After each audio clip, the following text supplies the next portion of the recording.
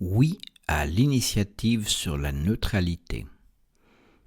Éditorial de la Nation du 21 août 2026 par Félicien Monnier. Double finalité. Vers l'intérieur, la neutralité de la Suisse vise à préserver l'unité de la Confédération en la mettant à l'abri des prises de parti internationales.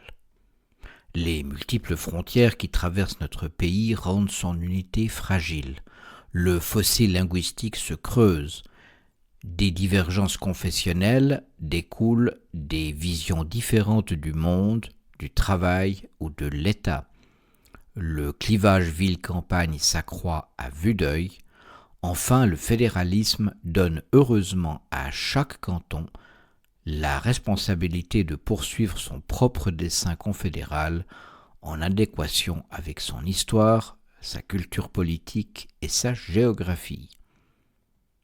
Choisir officiellement un camp dans un conflit est un aventurisme que la Suisse ne peut se permettre de tenter. Il en va de sa survie. Vers l'extérieur, la neutralité de la Suisse lui permet d'offrir au monde son impartialité diplomatique et militaire. Elle garantit aux autres pays que son territoire ne servira les desseins d'aucun belligérant. Le maintien de la paix à l'intérieur de nos frontières est un rappel permanent que la paix est possible, ailleurs également. Ce memento pacis s'incarne dans l'accueil d'institutions et de conventions internationales sur notre sol comme dans notre politique de bons offices. Pour que cela soit possible, la Suisse doit pouvoir se défendre. La neutralité suisse n'est pas faite que de papiers et de résidences d'ambassadeurs. Elle dépend de la capacité de notre armée à interdire une traversée de l'espace aérien ou du territoire, d'assurer en dernière extrémité l'exercice concret de la souveraineté et le fonctionnement des institutions, c'est la neutralité armée. L'initiative. Le texte de l'initiative populaire « Sauvegarder la neutralité suisse » soumise au vote le 27 septembre prochain correspond à notre propre définition de la neutralité suisse. Principe de défense nationale, refus des alliances militaires, sauf en cas de conflit imminent, interdiction des sanctions coercitives, à l'exception de celles imposées par notre appartenance à l'ONU et des mesures destinées à éviter le contournement de celles des pays tiers, courant normal, déploiement des bons offices. Dans le cahier de la Renaissance vaudoise, Neutre, la Suisse à l'ère de la guerre hybride, paru en 2023, nous avions émis des doutes sur l'opportunité de lancer cette initiative alors en projet. La neutralité est d'abord une notion politique. Nous craignons d'en faire une notion juridique, offerte en pâture aux tribunaux, dont les arrêts restreindraient ensuite la liberté du Conseil fédéral. Il s'agirait d'une contestable forme de dépossession du politique. Ce risque, bien que réel, nous paraît cependant plus faible que la nécessité actuelle pour la Suisse de réaffirmer sa neutralité. Une neutralité vacillante. Force est en effet d'admettre que depuis l'attaque russe du 24 février 2022, la neutralité vacille. La reprise systématique des sanctions américaines et européennes contre la Russie, à l'exception notable de celles concernant la liberté d'expression, donne l'impression d'une vassalisation administrative. La participation à différents programmes militaires européens, de même que la recherche d'interopérabilité avec l'OTAN, apparaissent comme les prémices d'une intégration à l'OTAN ou à la défense européenne. Nous reconnaissons néanmoins certains succès à notre diplomatie, comme l'accueil en Suisse de plusieurs conférences internationales en particulier en lien avec les États-Unis, Gaza, la Chine et l'Iran ou encore avec l'Ukraine, où M.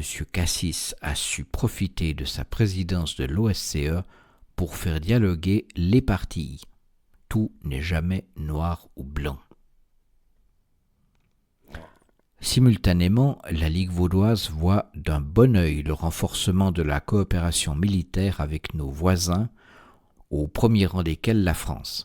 Elle vise en premier lieu à augmenter notre propre niveau de préparation au combat en profitant de l'expérience des armées de métier voisines. Il s'agit du prix à payer pour 35 années de laxisme budgétaire. Ces accords de coopération ne constituent à nos yeux pas des alliances que l'initiative interdirait. Il leur manque, et de loin, la dimension intégrative, le commandement centralisé, les obligations d'assistance, de fourniture de matériel et d'hommes qui caractérisent les alliances comme l'OTAN. À nos yeux, l'initiative préserve ces accords, et c'est tant mieux. Une déclaration de neutralité.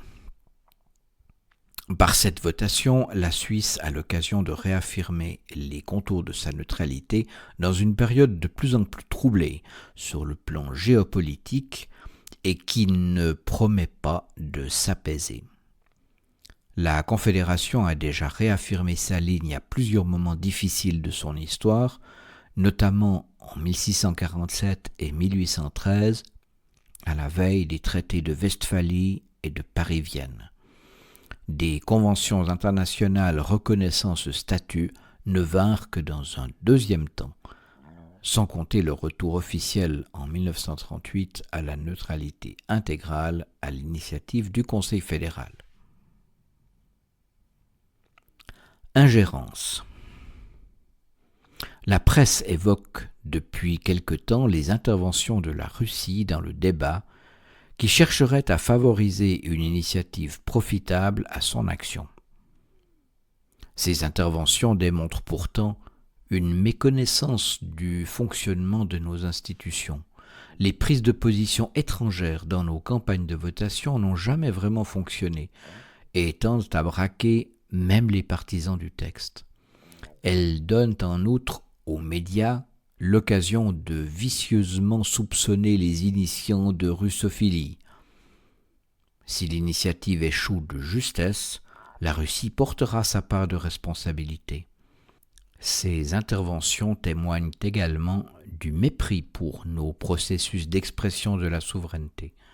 Provenant d'un État, elles sont du même acabit que les géniardises des ambassadeurs de l'UE devant les caméras de la SSR et plus graves que les saillies d'Elon Musk à propos d'événements européens. Cet inquiétant panorama des tentatives d'ingérence est un indice supplémentaire de la malice des temps. Nous voterons oui à l'initiative pour la neutralité le 27 septembre prochain. Fin de la lecture de cet éditorial.